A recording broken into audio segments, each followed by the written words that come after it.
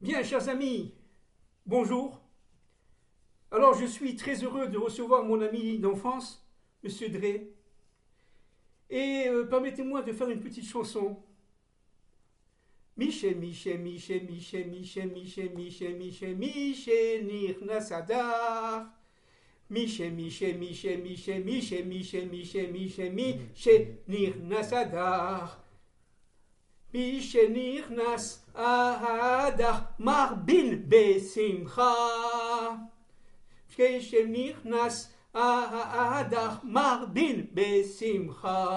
Alors, nous allons parler aujourd'hui de Purim. Nous allons parler d'un thème très très important et ô combien actuel, du Purim biblique au Purim actuel, du Purim d'Israël au Purim de l'universel aujourd'hui. Alors, il faut comprendre d'abord un point fondamental, que c'est la joie. Simcha, Marbin Besimcha, dit le Talmud. D'accord, Megillah, Maseret Megillah. Ça veut dire on va augmenter la joie. Normalement, un juif est en joie toute l'année, à chaque instant de sa vie, parce qu'il a compris qu'il y a un plan derrière et que tout est pour le bien. Mais à Purim, on va augmenter intensément cette joie. Mais alors pourquoi? Qu'est-ce qui se passe? Le rabbi de Lubavitch, de mémoire bénie, dit que lorsqu'il y a 2 mois d'Adar, et cette année, c'est une année en holistique, il y a 2 mois d'Adar, il y a le Hadar Aleph et le Hadar Bet, il y a 60 jours, et le rabbi de Lubavitch dit 60 jours de joie profonde. Pourquoi? Alors, il faut d'abord comprendre que, évidemment, au niveau biblique, il y a un certain nombre de conditions pour que le Purim se fasse et intervienne. La première condition, qui est une condition, j'allais dire actuelle, c'est l'extrême assimilation du peuple juif en Perse et en Médie de l'époque, qu'on retrouve aujourd'hui dans certains pays occidentaux. Et lorsque le peuple juif arrive, notamment par ses rabbins, entre guillemets, par ses chefs de communauté, arrive au niveau d'accepter, dit le Talmud, les repas sur des ustensiles du temple et à manger sur un repas devant Assuérus, Arachvérosh en hébreu, devant des ustensiles, dans des ustensiles de temple, alors là, Dieu dit ça suffit. Et malheureusement, ce qui se passe aujourd'hui chez certains présidents, et notamment chez les présidents américains, on fait le Purim et on fait manger les rabbins et les chefs de communauté dans des ustensiles, évidemment pas du second temple bien entendu, mais dans des ustensiles.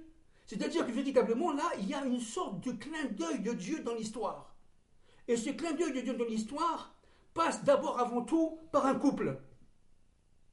Mordechai, Mardoché en français, et Esther. Alors, il faut savoir une chose très importante. C'est que Esther, mon ami Louis le dira tout à l'heure, mais là je vais un peu approfondir quand même, Esther, c'est lié directement aux forces de Sarah. Parce que Esther était Malka, était reine de 127 provinces, comme Sarah a vécu 127 ans. Il faut savoir, disent nos maîtres, les maîtres des secrets, que les 127 provinces de cette époque-là étaient relativement autonomes les unes par rapport aux autres. Et Assuérus était complètement dirigeant, à l'époque on disait du monde entier. Donc, Esther est devenue carrément la reine de Perse, épouse d'Assuérus. Mais pourquoi? Mais pourquoi Assuérus a choisi une femme parmi des centaines qui s'appelle Esther? Bon, il ne savait pas qu'elle était juive au début, bien sûr. Mais pourquoi? Parce que Assuérus, qui n'était pas d'origine perse, il s'est installé en Perse, il est devenu roi de Perse. Mais Assuérus a fait un parcours intérieur. Et dans son parcours intérieur inversé, il s'est cru l'égal d'Adam, le premier homme. Il voulait être carrément le premier homme de son temps. Et lorsqu'il a vu Esther, il a vu une femme qui était capable de faire le lien entre son intériorité et cette extériorité. Il a vu, il a vu qu'elle avait la capacité, tout simplement, d'être extrêmement extérieure, en étant reine de Perse, un empire à cette époque-là extrêmement dominant, mais dans son intériorité, il a vu qu'elle faisait un travail intérieur secret. C'était le travail de Sarah. Évidemment, il ne le savait pas, mais il l'avait senti. Il a dit, ça c'est ma femme. Parce qu'il est arrivé à un certain niveau de connexion intérieure qui fait que il cherchait non pas la plus belle, la plus jolie, la plus jeune. Nos maîtres disent que, certains de nos maîtres disent que la reine Esther avait 80 ans. D'autres disent qu'elle avait 20 ans. Mais peu importe, il ne s'agit pas de ça. Ahasuerus a vu qu'elle était capable de le rendre Adam. Donc il a vu qu'elle avait quelque part une réparation de Ève, la première femme. Disent nos maîtres des secrets. Un autre point avant de céder la parole à mon ami, c'est que Mordechai, qui est Binyamini, c'est-à-dire qui vient de la tribu de Binyamin, qui est né en Eretz Israël, Binyamin étant le seul à être né en Israël, ne s'est pas agenouillé devant Aman.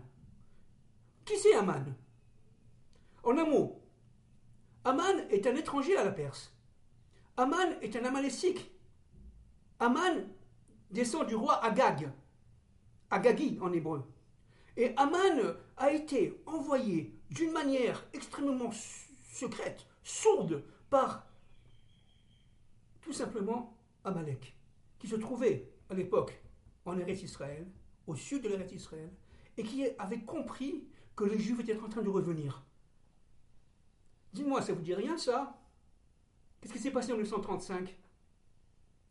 La fameuse rencontre entre Hussein Husseini et Adolf Hitler. C'est le moment où Adolf Hitler lui dit, mais vous vous appelez pas la Perse, vous appelez l'Iran. Où il se présentait carrément comme étant la force qui allait empêcher le sionisme politique de se réaliser. En 1941, n'est-ce pas, il avait rencontré une deuxième fois Hitler en lui suggérant les camps de la mort et les forts crématoires. C'est-à-dire qu'en fin de compte, ce qu'on a vécu à notre époque, il y a quelques années, quelques dizaines d'années, eh bien, les forces de Haman de cette époque-là, il y a plus de 2500 ans, ont été réveillées par le retour d'Israël sur sa terre. À chaque fois qu'il y a un réveil de transmutation d'Israël sur sa terre, il y a le réveil des forces d'Amalek. Et à chaque fois qu'il y a une transmutation spirituelle du juif à sioniste, du sioniste laïque au sioniste religieux, c'est-à-dire, et aujourd'hui à l'universel, c'est toutes les phases d'évolution du juif dans sa terre hébraïque. C'est-à-dire, à partir du moment où le juif devient hébreu, il change de visage, et là, Amalek attaque. C'est pour ça qu'Amalek a attaqué, évidemment, à la société d'Égypte, face à Moshe, face à Aaron, et face à Yeshua ben Nun, bien entendu. C'est-à-dire qu'aujourd'hui, ce qui se passe à Gaza, et ce qui se passe passer dans le nord, c'est tout simplement les forces d'Amalek qui sentent qu'ils ont été démasqués par le Messie et par Eliyahu Hanavi. Dans leur neshama intérieur, dans leur âme intérieure, ils sentent que c'est leur fin, alors ils tentent le tout pour le tout. Un lion qui est blessé à mort est très dangereux. Alors pour finir, avant de passer la parole à mon ami, je voudrais dire une chose très importante. Certes, il y a eu un couple, on en reparlera tout à l'heure, Ahasuerus, Esther. Et de là descend Darius. Darius étant évidemment le fils d'Ahasuerus et d'Esther qui va pousser Ezra et Néhémia à construire le second temple. Nous sommes là 70 ans après la destruction du premier temple. À peu près, à quelques années près. C'est-à-dire que véritablement ici, ce couple-là, Ahasuerus, Esther, est un couple, j'allais dire presque messianique, malgré toute la folie qu'ont vécu les Juifs. Assuérus était une pièce maîtresse. Et on verra tout à l'heure pourquoi. Du Mashiach. Pourquoi? En un mot. Parce que tout simplement, il a fait un travail intérieur. Et ce travail intérieur l'a mené à comprendre qui était Aman, à tuer Aman et à mettre Mardoché à la place d'Aman. C'est-à-dire qu'il a compris, en fin de compte, que être ennemi d'Israël, ça menait à la mort.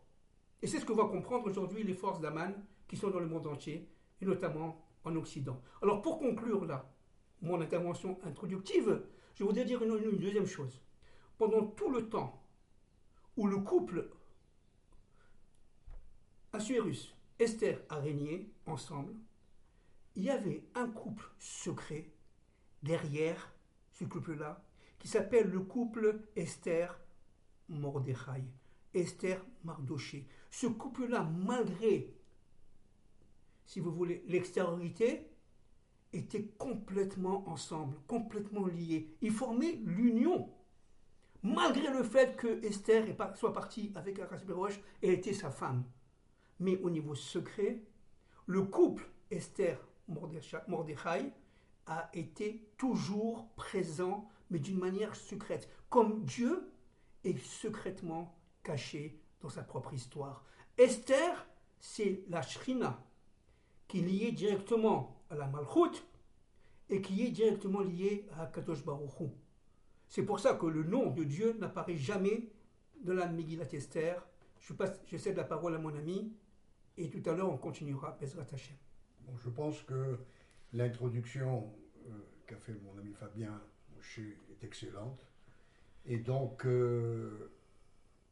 il a bien souligné tout de suite le rapport entre Sarah, l'une des grandes mères d'Israël, et Esther, par le code que donne la Torah, les 127 ans d'âge auquel avait Sarah quand elle est morte, et les 127 provinces de Achashverosh. Pour aller un peu plus dans la mystique juive, on a eu un très grand maître qui s'appelait le Hari Akadosh, qui habitait à Safed, dans les années 1500, 1550, 1530, et qui, en fait, avait été beaucoup plus loin. On dit que c'était un génie de la Torah. Il avait vu que l'âme d'Esther, c'était ce qu'on appelle en hébreu le Gilgoul de Sarah, c'est-à-dire elle revenait, Sarah, dans le corps d'Esther. Car, en fin de compte, tout cet épisode de l'histoire, c'est le thème de la fête de Purim. Mais cette fête de Purim est une préfiguration de la rédemption d'Israël. Et du monde. Et du monde. On va comprendre pourquoi. Effectivement, quand les dignitaires juifs qui se sont, comme ce qu'on appelle aujourd'hui les juifs de cour, se sont endormis dans l'exil doré de la Perse d'alors, puisqu'on les traitait comme des seigneurs, en les faisant inviter à la cour. Ils se disaient, maintenant, on est invité à la cour de Achashverosh, on est invité à l'Élysée par le président Macron. Alors, qu'est-ce qu'on peut faire? On est des dignitaires, nous. Et il a poussé le vice à vouloir les faire manger dans les ustensiles du temple, et ils ont mangé sans rechigner. Ça veut dire que à ce moment-là, ils ont commis une faute énorme, énorme. Pourquoi? Parce que le prédécesseur de Achashverosh, c'était Cyrus. Or, Cyrus avait ouvert les portes du retour au peuple juif. Et il n'était revenu que 42 000 avec Nehemiaou et Ezra, les deux grands meneurs pour reconstruire le temple. Mais imaginez dans quel état ils ont trouvé la Palestine. Parce que c'était pas si simple que ça. C'est en fait l'épisode que nous vivons aujourd'hui, avec la revendication de populations bédouines, bergères qui étaient là avant l'indépendance de l'État d'Israël, qui vivotaient dans les campagnes et qui revendiquent une histoire palestinienne d'État qui préexistait avant l'État d'Israël. C'est-à-dire, en fin de compte, en deux mots, une histoire falsifiée auquel ont adhéré toutes les nations. Eh bien, à ce moment-là, quand Cyrus a ouvert les portes, évidemment, c'était un moment qu'on peut comparer à la guerre des 6 jours, à la conquête de Jérusalem où, en fin de compte, les dieux servaient sur un plateau la rédemption. Eh bien, les Juifs n'ont pas mordu à l'hameçon. Pourquoi? Parce que c'est chaque fois la même histoire. Vous allez me dire, mais alors, quelle est l'histoire avant? Ben, c'est l'histoire de la sortie d'Égypte. 80%, je vous rappelle que ce ne sont que 25% qui ont fait l'histoire. 20%. Ou 20% qui ont fait l'histoire. Le reste, quand vous demandez à des maîtres, ben, ils sont partis avec ce qu'on appelle les macotes, les coups quand envoyés, les plaies quand envoyait le maître du monde à l'Égypte. Et ils ont disparu avec. Ils ont disparu avec. Pourquoi? Parce qu'ils se sont dit, on ne va pas aller suivre ce farfelu dans le désert, alors qu'on a nos commerces, on a des bonnes situations pour certains ici, et même pour ceux qui en avaient moins, au moins on a le logis et nos rations alimentaires tous les jours. Donc on n'a pas besoin d'un... Mais ce n'était pas une question de bien-être, c'était une question d'aller vers une mission que Dieu a confiée au peuple, puisque très peu de temps après la sortie, quelques jours après, c'était le grand rendez-vous du Sinaï, où Moshe allait rechercher l'étape de la loi, c'est-à-dire la nouvelle législation que ce peuple devait assumer jusqu'à la fin des temps, jusqu'à la libération totale de l'humanité. Parce qu'il faut bien percevoir ça. Israël, le plan qu'Israël doit porter jusqu'à la fin des temps, ce n'est pas un plan qui vise simplement à sa rédemption. C'est la rédemption du monde qui est en question. Et quand Fabien parlait effectivement du lien entre El-Hajj El-Husseini et Adolf Hitler, je vais vous dire une chose, c'est évident que ce qu'il a dit était totalement fondé, puisque les forces d'Hitler ont envoyé des généraux SS en Perse trouver les racines de la race aryenne, puisque l'idéologie nazie, c'était l'arianisme, la race aryenne, la race primordiale. Et pour les Allemands, elle venait de Perse. Et c'est pour ça qu'il y a eu un contact très fort. Alors, même cette Deuxième Guerre mondiale, vue dans ce qu'on appelle les secrets que les maîtres ont pu dévoiler, apparaît sous un autre jour que simplement des batailles de tanks et des tueries de soldats. Il faut savoir qu'au procès de Nuremberg, il y a eu 11 condamnations à mort. Et dans les 11 condamnations, un condamné s'est suicidé, le maréchal Göring. Donc 10 sont passés à la potence. 10, ça réveille quoi comme souvenir? C'est que dans la Megillah de Purim, il est relaté que Dieu a inversé le sens de l'histoire. En hébreu, on dit Naforu. Comment?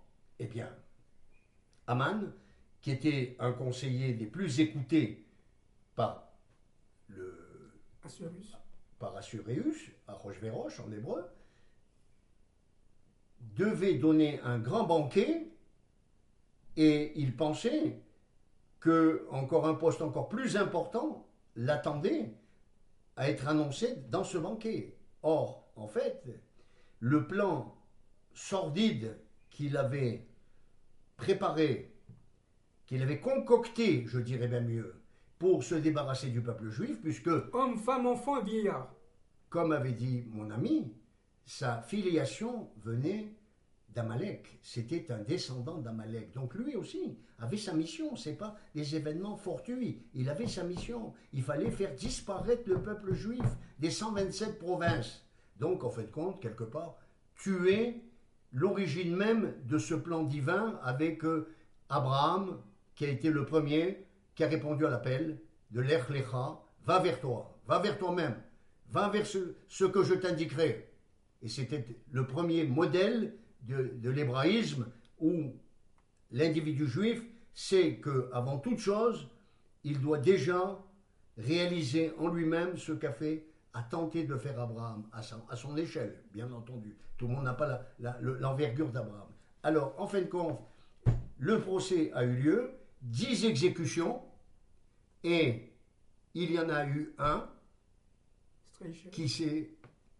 Pardon ? Streicher.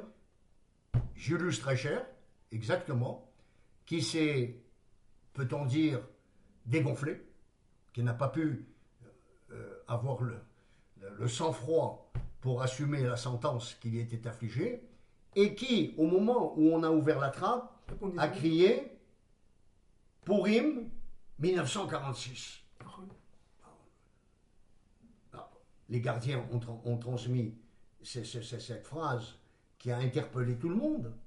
Et en fait, ça a permis de comprendre que la mission hitlérienne, c'était la même mission que Haman, et que, en fin de compte, il fallait faire disparaître, comme les 127 provinces, tout le peuple juif. Donc la mission, on peut dire, dans le plan de l'histoire d'Adolf Hitler, c'était une filiation avec Amalek. Bien, alors, un Amalek de l'histoire. Alors, permets-moi, Louis, de continuer un tout petit peu ce que j'ai dit là, et ça me paraît très important par rapport à aujourd'hui. D'abord, il faut savoir que Esther, Amalka, la reine Esther, était interdite d'accès au temple d'Assuérus si elle n'avait pas une lettre du cachet officielle. Elle risquait la mort. Et nos maîtres disent qu'elle savait qu'elle risquait la mort. Or, dans la Megillat Esther, il est marqué « Elle rentra dans la cour intérieure du roi ». Elle avait une force incroyable, un courage inimaginable, une persuasion intérieure très puissante. Mais pourquoi elle est rentrée dans la cour intérieure de la Megillah ? Vous savez que la Megillah est toute codée, bien entendu. Pourquoi ? Parce que nos maîtres disent qu'elle voulait pénétrer l'intériorité de son mari Assuérus pour pouvoir le faire changer d'avis. N'importe où. Il était très antisémite, nos maîtres disent qu'il était beaucoup plus antisémite que Haman lui-même, mais elle avait compris par sa bina intérieure, parce que Esther, c'est l'union entre la malchoute et la bina. Et Esther avait compris que si elle ne rentrait pas dans l'intériorité de son mari, eh bien, c'était fini. Haman gagnait. Or, Haman, la veille de sa mort, a organisé un banquet, comme a dit mon ami Louis, et il était arrivé au sommet de sa puissance. Il était sûr d'avoir réussi. Comme aujourd'hui, nos ennemis sont sûrs de réussir à détruire Israël. J'allais dire mon œil, parce que nous avons l'histoire avec nous. Nous avons, nous, la Torah. Le peuple juif est indestructible, mes amis, et vous le savez. Et nos ennemis vont le comprendre à notre époque, à leur déchéance, à leur fin, à leur destruction. Pourquoi ? Parce que tout simplement, Esther est en train de revenir actuellement en Eretz Israël. Et Esther qui revient actuellement, bien entendu, c'est caché. Léastir, ça veut dire caché. Esther, c'est le Dieu caché dans l'histoire. C'est la force. C'est la force. Alors, cette force-là est en train de revenir avec qui ? Avec Binyamin. C'est pas pour rien que Binyamin Netanyahou s'appelle Binyamin. Binyamin Gantz s'appelle Binyamin. Ils font partie du comité de défense nationale. Entre parenthèses. Je ferme la parenthèse. C'est-à-dire qu'en fin de compte, actuellement, sous nos yeux, mais en toute spiritualité, d'une manière extrêmement cachée, les forces d'Esther, qui ne sont pas intervenues pendant la Seconde Guerre mondiale, interviennent actuellement. C'est pour ça que nous allons voir comme a dit mon ami Louis, comme disent nos maîtres, le naforou, d'un seul coup, d'une manière incroyable. Tout va s'inverser. Israël, qui paraît détruit, non seulement ne sera pas détruit, mais ce sont ses ennemis qui seront détruits. D'un seul coup. On va dire, waouh, qu'est-ce qui se passe ? Ça, c'est la force d'Esther qui arrive. Et si on sait regarder un peu les informations, on sait qu'en fin de compte, Qui est Ahasverosh aujourd'hui? Qui joue le rôle d'Assuérus aujourd'hui? Qui est... Ne mélangeons pas Aman et Assuérus. Assuérus aujourd'hui, ce sont les élites de l'Occident, y compris le chef du gouvernement américain ou le président américain, etc. Maintenant, attention, il se lie actuellement secrètement à l'Iran pour que l'Iran ait, entre guillemets, la bombe atomique. Il va le financer de manière à détruire Israël. Mais ça n'arrivera pas. Pourquoi? Parce que les forces de Esther sont en action. Vous comprenez? C'est pour ça qu'il faut être très joyeux. Et on va voir là des nissim et des niflaot inimaginables. Elle a réussi à l'époque biblique à rentrer dans l'intériorité de son mari. Mais pourquoi? Maintenant, donne-moi encore 5 minutes, Louis. Pourquoi? Je vais vous expliquer pourquoi. Dans tout être, homme et femme, vous avez le côté masculin et le côté féminin. Le côté masculin et le côté féminin de Ahasverosh étaient très séparés. D'une manière intérieure, il était en conflit interne terrible. Il ne savait pas où il en était. Il sentait qu'il avait une mission, mais il ne savait pas laquelle. Mais du côté extérieur, c'était un immoral, un antisémite, quelque chose d'horrible. Elle est rentrée dans son intériorité pour allumer de manière à ce qu'il se transmute de l'intérieur. Mais qui c'est qui a fait ça? C'est le côté masculin de Esther. Le côté masculin de Esther recevait la chorma de Dieu et elle faisait pénétrer dans son côté féminin pour aboutir à son côté masculin de son mari. Et c'est un travail extrêmement secret, extrêmement secret. C'est ce qu'on vit aujourd'hui, ne croyez pas. C'est ce qu'on vit aujourd'hui. Et donc,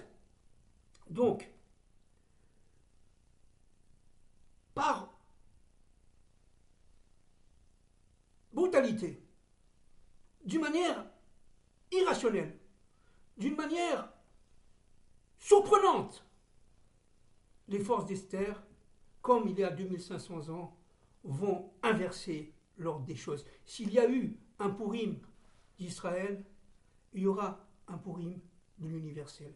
Et là, je voudrais, chers amis, me référer à mon livre. Pour ceux qui l'ont peuvent comprendre. Ceux qui ne l'ont pas, voilà, il s'appelle Au-delà de la nuit. À la page 238, il y a quelques mois, j'avais écrit ça. Regardez ce que j'avais écrit. Je vais lire, et je ne veux pas commenter parce que c'est trop long, mais je passerai après la parole à mon ami. Le Purim vécu il y a 2500 ans, page 238 en Perse, par notre peuple, n'est qu'un phénomène d'annonce d'un Purim universel. Après la faute primordiale, du temps d'Adam Rishon, avais-je écrit, 2 projets se sont en fait télescopés. Le premier était divin, sous-jacent, toujours présent, mais caché derrière un projet humain. Ces 2 projets ont été séparés par la faute du serpent. C'est exactement ce que voulait faire Aman. C'est exactement ce que voulait faire Ahasverosh. C'est exactement ce que veut faire Amalek. Empêcher le peuple juif d'être soi-même. Parce que s'il est soi-même et il rentre en terre d'Israël, c'est la fin d'Amalek. Alors, Israël forme une collectivité humaine en capacité de former l'unité primordiale, grâce au regroupement effectif de tous les individualismes participatifs. C'est pour ça que Haman a voulu détruire tout le peuple juif en 24 heures. Tout le peuple juif, sans laisser aucun survivant. Mais pourquoi? Pourquoi? Parce que si on laisse un survivant, eh bien le peuple qui est éternel, de ce peuple-là, de ce survivant-là, renaîtra le peuple d'Israël. Donc il avait compris Haman. Vous savez, il y a quelque chose qui est terrible. Je me permets de vous le dire. Évidemment, je n'ai rien contre les musulmans, bien entendu. On ne fait pas ici de politique, je ne fais même pas de religion. Mais quand même, il y a un édit de l'islam qui me chagrine terriblement. Cet édit de l'islam dit la chose suivante. Et regardez par rapport à Haman, regardez par rapport à Amalek. Les Juifs seront détruits par les forces musulmanes d'Allah. Parmi eux, il y aura un survivant, dit l'édit islamique, du Coran. Il y aura un survivant. Ce survivant-là se cachera derrière un arbre. Et Dieu, Allah, leur Dieu à eux, dira, mes frères, mes fils, fidèles, musulmans, allez le chercher et tuez-le. C'est ce qui est enseigné dans les écoles de Gaza. C'est ce qui est enseigné aujourd'hui par l'UNRWA et par tout le reste, pas seulement l'UNRWA, par tout le reste. C'est ce qui est enseigné aujourd'hui dans la plupart des pays arabes. C'est-à-dire qu'en fin de compte, l'enseignement d'Amalek a pénétré carrément, d'une manière extrêmement profonde, les systèmes religieux, chrétiens comme musulmans. Donc, la rencontre entre Hitler et Haj el-Husseini était la rencontre entre deux frères qui, à la fin des temps, deviendront ennemis, mais deux frères qui veulent tout simplement s'unir pour détruire le peuple juif. Nous avons ici la formation du monde d'Assuérus avec Aman. Le monde d'Assuérus étant à l'époque le nazisme, l'Allemagne. Aujourd'hui, on pourrait dire, disons, les Dômes, c'est-à-dire une certaine partie de l'Occident, qui veut s'unir secrètement avec les forces de la Perse pour détruire Israël. Je ne sais pas si on s'en rend compte. Voilà, je passe la parole à mon ami. Oui, en fin de compte, on est complètement dans le scénario du Pourim de l'histoire. Parce que je n'avais pas terminé une petite précision, c'est que Ahasverosh avait été parvenu au trône et à la position où il était de dominer 127 provinces par l'effet du mariage qu'il avait eu avec la reine Vashti, qui était elle-même petite fille de Nabuchodonosor, Nabuchodonosor en hébreu, qui avait détruit le premier temple. Donc, cette femme qu'il a épousée, qui l'a aidé parce qu'il n'avait pas les titres royaux pour pouvoir arriver à cette position, il a été, disons qu'elle lui a inoculé son antisémitisme. Elle était pétrie de haine d'Israël. Donc, il s'est passé quelque chose, c'est que c'est une femme qui, on sait très bien le cheminement du serpent dans l'histoire et le rôle dans l'homme et la femme primordiale qu'a joué ce serpent. Qu'est-ce qui a fait qu'elle a été déchue de son titre? Eh bien, Ahasverosh lui a demandé à ce fameux banquet avec Aman et en invitant la reine Esther de participer et de montrer sa beauté. Montrer sa beauté. Non, excuse-moi. Un petit peu avant. Je me permets d'intervenir parce que là, il y a une petite erreur. Oui. Le banquet s'est passé avant le mariage, d'accord, avec Esther. Il a tué Vashti parce qu'elle a refusé de se présenter toute nue devant. Mais ça ne lui posait pas de problème à Vashti. Ça ne posait aucun problème devant ses conseillers. Absolument, ça ne lui posait aucun problème. La seule chose qui lui déplaisait à Vashti, c'était qu'elle ait un ordre du roi de s'exposer devant tout le monde. Mais autrement, il faut le savoir, que les mœurs à la cour d'Ahasverosh étaient très dévergondées. Les femmes se promenaient nues. Hein. Donc, qu'est-ce qui s'est passé? C'est qu'il est arrivé une femme pure qui était Esther et qui a changé le cours de l'histoire parce qu'elle a fait le tikkun contre le serpent La réparation, voilà, parce qu'évidemment tout le monde ne connaît pas l'hébreu, la réparation de cette faute primordiale. Et c'est pour ça qu'on rentre dans ce moment-là dans un cadre de rédemption du monde. Toutes les portes étaient ouvertes pour la reconstruction du temple, mais nos maîtres disent que si il y a eu un deuxième temple qui a été détruit, l'explication de nos textes indique que Dieu n'a pas été satisfait du comportement des Juifs en Perse et ils ne sont pas montés en muraille. Ce n'est qu'une petite, et c'est pour certains maîtres l'explication pourquoi le deuxième temple n'a pas résisté également et que nous sommes partis 2000 ans en exil. Absolument. Voilà, donc tout ça pour arriver à l'époque contemporaine, donc que nous vivons, et nous préparant à ce Pourim de l'histoire, parce que vous n'êtes pas sans être interpellé par tous les dangers qui sont autour d'Israël aujourd'hui.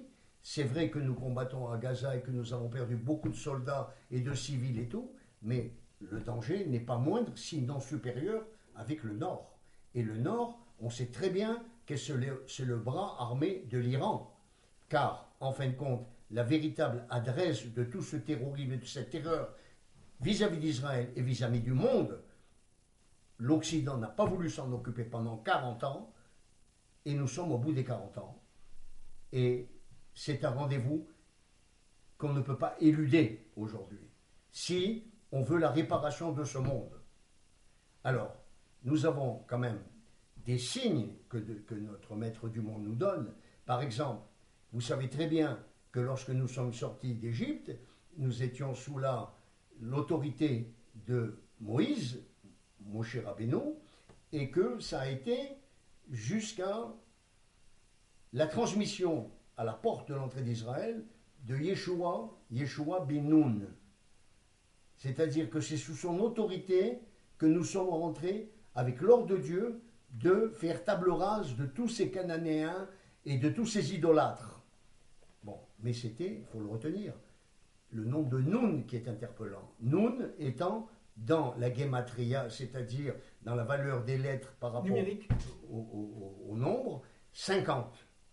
Or, aujourd'hui, nous nous trouvons confrontés, d'abord, l'interpellation que le conflit du 7 octobre a éclaté 50 ans, jour pour jour, par rapport, non pas à une date banale, une date sainte, parce que le jeûne du Yom Kippour, ce jour du jugement du peuple juif, est très important. Donc 50 ans après, on a le même scénario.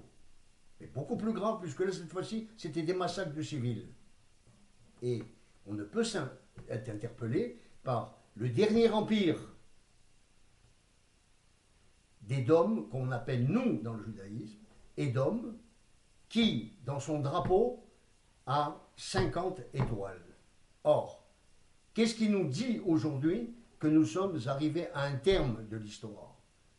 C'est que, après des baisers affectueux et des embrassades avec le président américain, on arrive au plat, c'était le hors-d'œuvre, le plat de résistance. Le plat de résistance au niveau politique, c'est pour ça que cette guerre a lieu sur deux fronts, il faut la comprendre. C'est un front militaire où l'armée est engagée, mais le front politique est peut-être même beaucoup plus important, parce que cette volonté de l'État profond américain, je ne dis pas de l'Amérique, parce que vous avez une opposition avec les républicains qui ne veulent pas entendre parler de ça, mais de cet État profond qui est dirigé par les démocrates, d'imposer à Israël un État palestinien, c'est simplement lui demander de se suicider. Et, en fin de compte, qu'est-ce qui va changer? Vous voyez bien que le timing est très très serré. Les élections aux États-Unis sont au mois de novembre et tout va basculer. Mais ils vont mener la vie impossible à Israël parce que nous sommes 50 ans. Et c'est 50 étoiles de leur drapeau. Quand je suis arrivé en Israël il y a 40 ans, j'ai dit une chose. Mais en fait, toute l'économie était dollarisée. Mais je disais, mais on est le 50e État des États-Unis. Nous avons perdu notre souveraineté. Et en fin de compte, vous avez bien compris que le plan d'Oslo, le plan de rêve qui était présenté à Israël à ce moment-là, a été un cauchemar de milliers de vies humaines qui sont tombées dans le terrorisme. Ça a coûté même la vie à un Premier ministre qui s'appelait Isaac Rabin. Mais cette fois-ci, je vais vous dire une formule. La fête de Pourim, c'est la fête où on est masqué. C'est une fête, c'est une tradition. Il faut être masqué pour Pourim. Et bien cette fois-ci, dans le Pourim de l'histoire, les masques vont tomber. Exact. Bien, c'est très bien, c'est tout à fait juste, Louis, merci beaucoup. On va continuer un peu. Toujours, je suis dans mon livre, page 239, et on va parler un tout petit peu d'Amalek, à partir de ce que j'avais écrit il y a quelques mois dans ce livre-là. Amalek, union des énergies motrices du serpent primordial. Il faut savoir que Amalek, Aman, a été créé en même temps qu'Israël, bien avant la création. Bien avant la création. aspire à prendre la place d'Israël dans le projet humain, afin de le déconnecter inlassablement du principe directeur absolu. Il s'agit tout simplement, ce qu'a dit Louis, ce que j'ai dit tout à l'heure un peu, c'est de la formation d'un être universel inversé, qui découlera de l'action de force dite du mal, dans un objectif qui a été gardé, avais-je écrit, longtemps secret. C'est l'esclavagisme des consciences avec perte de la personnalité propre, tant individuelle que collective. Amalek entend régner seul dans son monde à partir duquel chaque nation représentait, tel le corps d'Adam après la faute, une réalité fonctionnelle autonome. Il ne voulait pas du tout de l'union, il voulait la division. Amalek veut diviser pour régner. Alors, juste un mot pour finir là, n'est-ce pas? Amalek pénètre, page 240, implacablement les organes vitaux de l'être Israël. Vous allez me dire, mais monsieur, où se trouve Amalek en Israël? En chacun d'entre nous. Le doute. Safek 240, c'est la même gematria qu'Amalek. Amalek, mais chacun d'entre nous a cette capacité, grâce aux forces de Esther, à inverser l'ordre des choses. Du mal sort le bien. Ça, c'est Esther. Amalek pénètre implacablement les organes vitaux de l'être Israël afin d'en saisir les forces essentielles nécessaires à sa mission messianique. Je finis là. La mondialisation, la globalisation des systèmes en cours à notre époque. Avais-je écrit, n'est qu'un exemple édifiant d'usurpation de fonctions par une élite corrompue.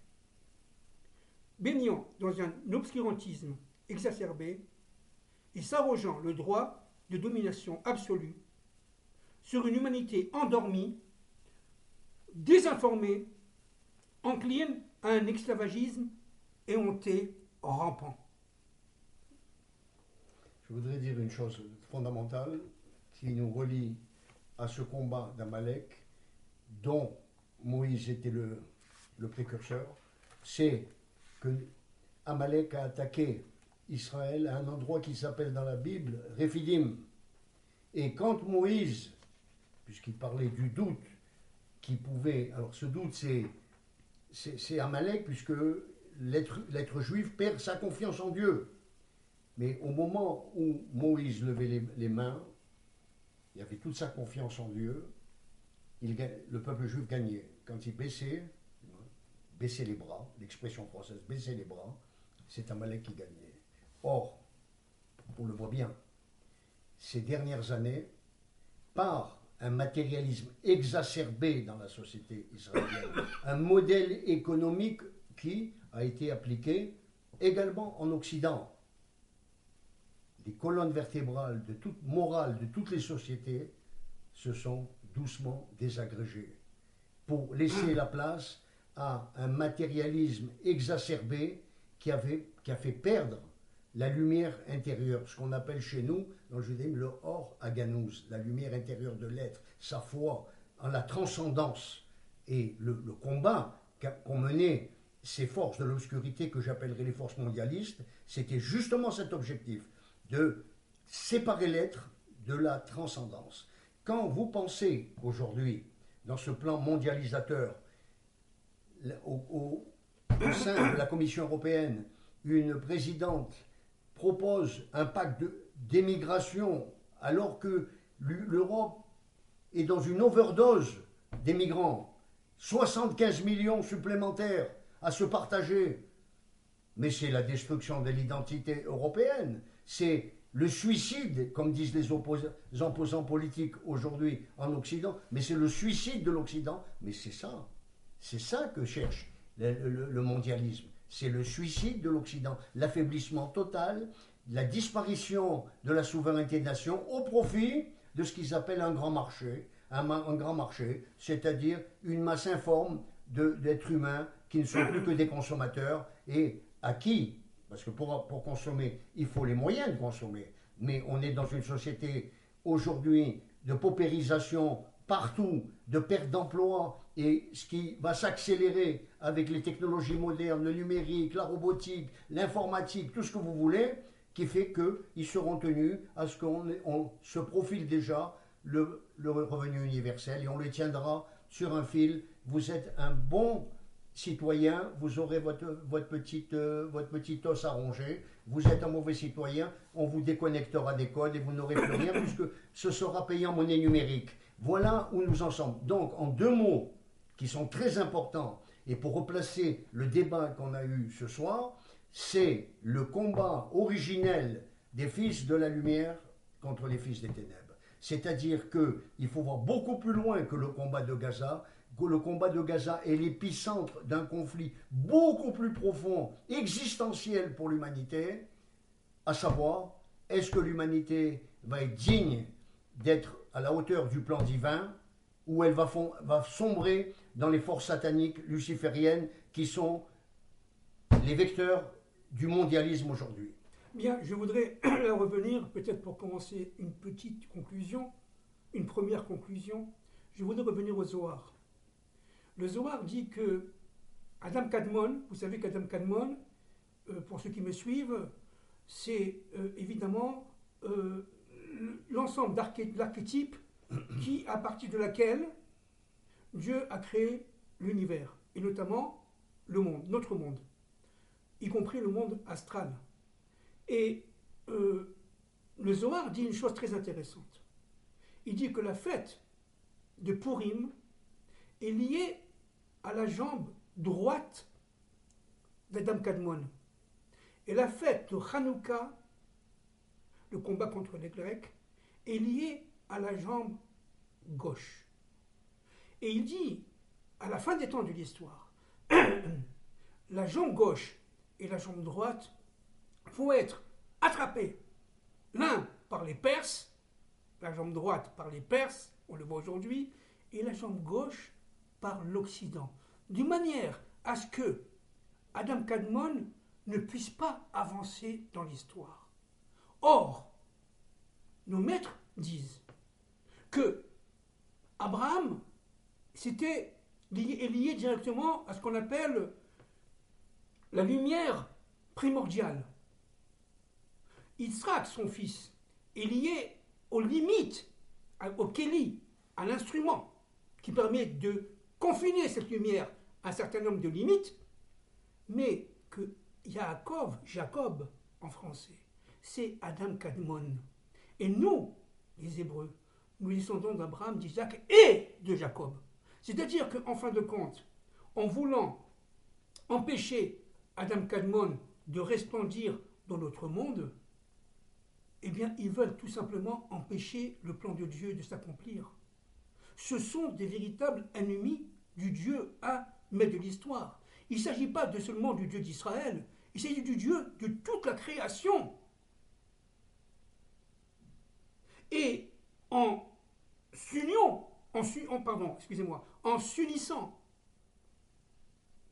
nos ennemis entendent empêcher Jacob, Adam Kadmon, d'avancer dans l'histoire.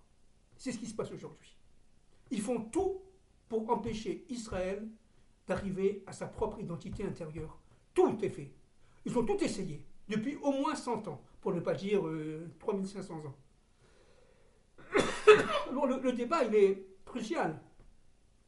Le débat est crucial. Parce que Akadosh Baruch Hu va intervenir avec fracas. Israël est, si vous voulez, empêché d'avancer. Actuellement, par cet État palestinien, etc., c'est la dernière arme qu'a Édom à détruire carrément l'identité Israël, avec le sourire et avec les phraséologies démocratiques, tout ce qu'on connaît. Parce que Amalek n'est pas seulement un combattant, c'est un ennemi rusé. C'est un ennemi très très intelligent, rusé. Et Amalek forme en fait la tête du serpent primordial. Donc il faut savoir de quoi on parle exactement ici. Et la tête du serpent primordial ne se trouve pas seulement en Iran. qui se trouve dans le monde entier, à partir certes aujourd'hui, à notre époque, de l'Iran, mais aussi de l'Occident. Donc, il faut, premièrement, bien comprendre où nous en sommes par rapport à ce Purim de l'universel qui s'annonce. Les forces de Esther vont intervenir, si Dieu veut, Bezrat Hashem, incessamment sous peu, pour détruire Amalek, détruire le mal et délivrer Israël et les non-juifs descendants d'Adam et de Ève. Il s'agit d'une guerre, comme a dit mon ami Louis, des fils de la lumière contre les fils des ténèbres. Deuxième point très important. Binyamin, qui ne s'est jamais agenouillé devant Aman, ne s'agenouillera pas devant l'Occident. Et ça, c'est le Mashiach ben Yosef. Le Mashiach ben Yosef est un Mashiach qui descend évidemment des forces de Joseph, ça veut dire au niveau de la Kabbale, des forces du Yesod, mais c'est pour ça que Joseph a demandé à Yehuda d'apporter Binyamin. D'accord? Dans la Torah, dans la Genèse, dans le livre de Bereshit. Mais pourquoi il a demandé d'apporter Binyamin? Parce que Binyamin, c'est la force qui permettra au Mashiach ben Yosef, au Mashiach fils de Joseph, de réussir le combat contre les ennemis, de dire non, nous sommes maintenant indépendants, nous sommes maintenant souverains, nous irons jusqu'au bout, que vous le vouliez ou que vous ne le vouliez pas. Et ça, c'est très très très important, c'est sine qua non, pour qu'il y ait enfin le Mashiach ben David. Il ne peut pas y avoir de Mashiach ben David si le Mashiach ben Yosef n'arrive pas à la fin de sa fonction finale, qui est de détruire très profondément les forces d'Amalek et de continuer avec le Mashiach ben David, ensemble, de détruire complètement, sous les ordres de Dieu, les forces du mal dans le monde. Ça sera réservé au Mashiach ben Yosef, dont la Neshama va rentrer, dit le Zohar, dans la Neshama du Mashiach ben David. Je répète, le Messie, pour nous, Hébreux, a 5 niveaux d'âme. Le premier niveau, c'est ben David, qui est le Nefesh. Le deuxième niveau, c'est Yosef, qui est le Roar. Le troisième niveau, c'est Moïse, avec Aaron, son frère, etc., qui est la Neshama. Il faut savoir que le Neshama de Moïse, c'est la Torah d'Israël. Ni plus ni moins. Vous avez aussi, quatrième niveau, c'est Adam et Ève qui reviennent. Et quand je parle de Moïse, je parle de leurs femmes respectives, n'est-ce pas, bien entendu, c'est Séphora, nos mères, bien sûr. Et vous avez le cinquième niveau qui est la Yérida, qui n'appartient qu'au Mashiach ben David. Et vous savez ce que dit le Zohar là-dessus? Il dit qu'en fin de compte, la Yérida, elle se trouve dans le Kansipor, c'est-à-dire dans ce nid d'oiseau qui est tout simplement protecteur de cette âme qui se trouve très très élevée dans le monde d'Atsilut. Ça, je ne peux pas rentrer dans les détails parce que c'est très compliqué. Et qui sera délivré par Dieu et par Dieu seul, au moment voulu par lui et par lui seul, de manière à constituer la force fondamentale au niveau spirituel, au niveau de la lumière du Mashiach ben David.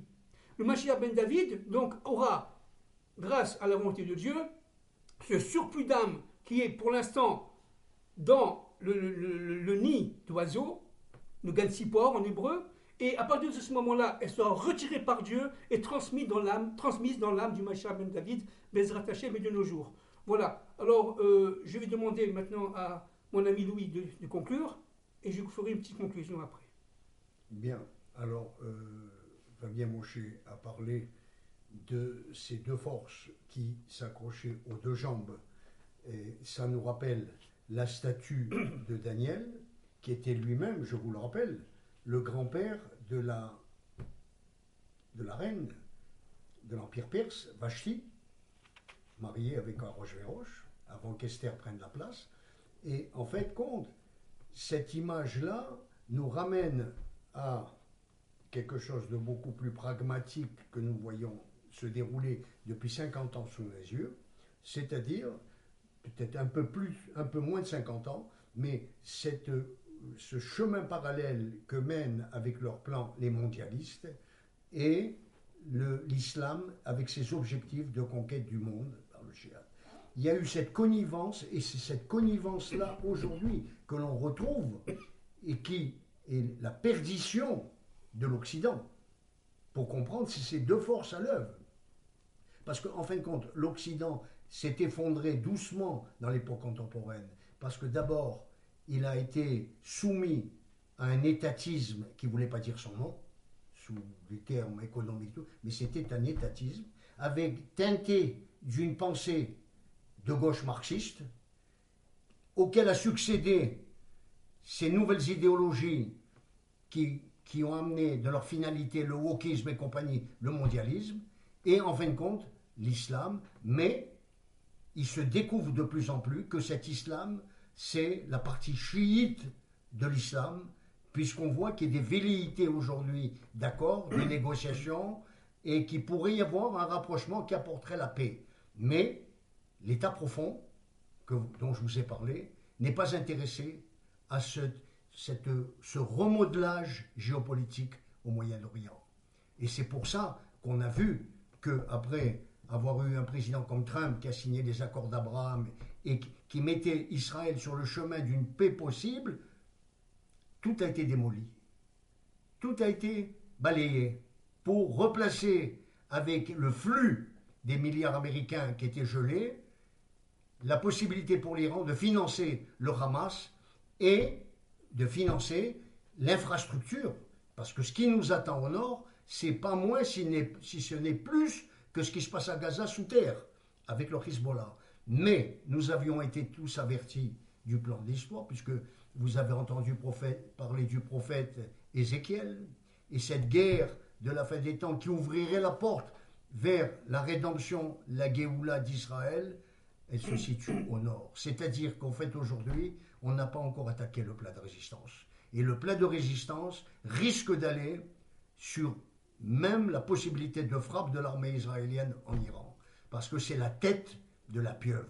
Et ce n'est pas seulement le danger existentiel pour Israël, c'est cette puissance mortifère qui a pourri le monde, l'Occident, depuis déjà 40 ans, depuis la venue de l'ayatollah Khomeini, et on a assisté par palier au déclin, et l'Occident ne peut pas descendre plus. Alors, il ne faut pas faire un mélange, parce que vous me direz, mais en Israël aussi, on assiste à des mouvements qui sont contre... Il n'y a pas d'unité, c'est vrai, nous sommes en microcosme, la problématique du monde, mais en fait, Dieu n'a pas besoin de la masse, il a besoin de la qualité, il a besoin d'individus d'élite. Et nous les avons aujourd'hui avec un porte-drapeau qui s'appelle Benjamin Netanyahu.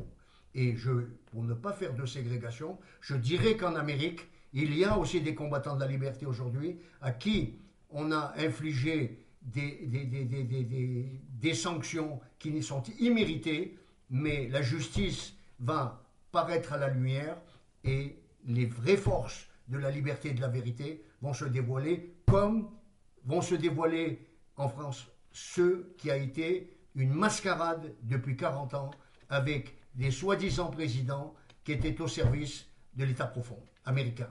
Bien, merci Louis. Moi, en conclusion, je dirais la chose suivante. Les forces de Esther qui sont présentes actuellement, qui sont cachées, elles se renforcent de jour en jour. Esther, actuellement, est en train de rentrer, au niveau historique, dans les appartements secrets d'Assuérus d'aujourd'hui.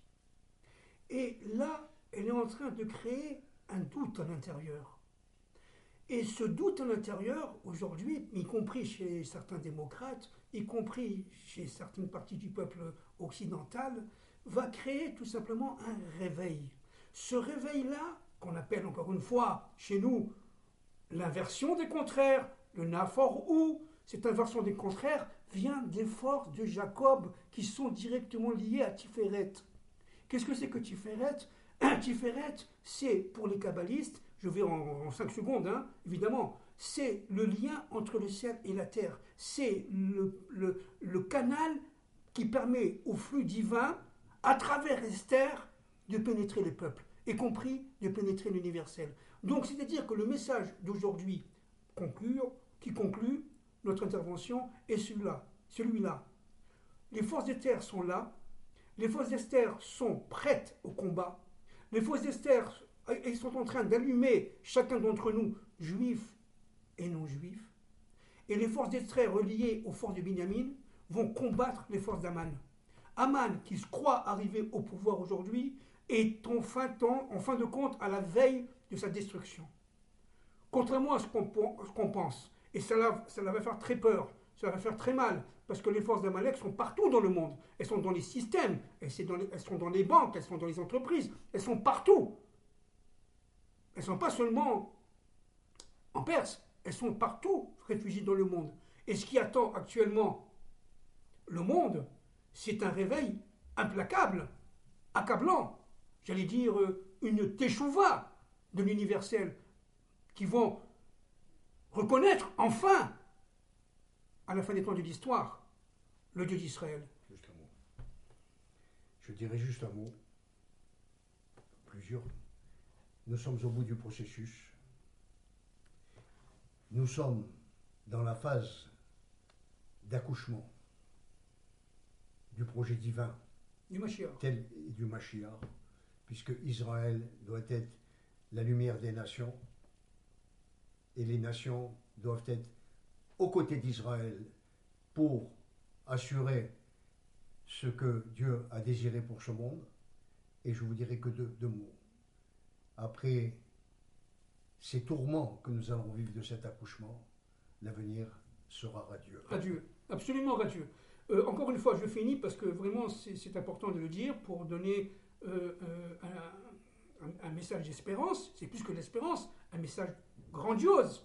C'est que les miracles qui nous attendent sont 50 fois plus forts que les miracles que nous avons vécus, nous, peuple sorti d'Égypte, pendant le temps de de Moïse.